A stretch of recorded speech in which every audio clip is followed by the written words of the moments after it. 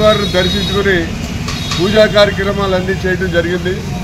ముఖ్యంగా మూలా నక్షత్రం రోజుని అనేక మంది విద్యార్థులు అందరూ కూడా వచ్చి ఇక్కడ పూజలు చేయించుకుని పిల్లలందరూ కూడా ఆ తల్లికి మొక్కుకుని సరస్వతీదేవి అవతారాన్ని దర్శించుకుని పిల్లలందరూ కూడా పుస్తకాల పిల్లలు తీసుకెళ్ళడం జరిగింది. మరి ఈ ముగింపు అయిన తర్వాత ఈ దేవీ నవరాత్రి ఉత్సవాల సందర్భంగా ప్రతి సంవత్సరం కూడా ఇక్కడ భారీ ఎత్తున అన్నదానం చేయడం జరుగుతుంది. 10 రోజులు కార్యక్రమం అయిన తర్వాత 10 రోజులు కూడా మరి రాజమండ్రిలో ఎక్కడా లేని విధంగా నిత్యాన్నదానం చేసి ఫైనల్గా ఈ దేవీ నవరాత్రులు పూర్తయిన తర్వాత ఇక్కడ మహా అన్నదాన కార్యక్రమం భారీ ఎత్తున ఏర్పాటు చేయడం జరిగింది.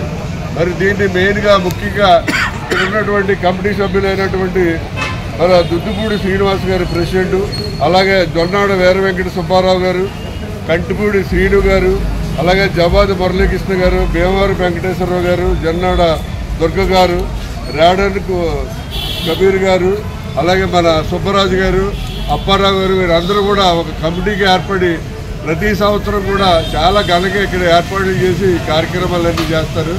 మరి రాజమండ్రిలో దేవీ చౌక్ తర్వాత ఇక్కడే బాగా జరుగుతున్నాయనే విధంగా ఇది కార్యక్రమాలు చేయడం జరుగుతుంది.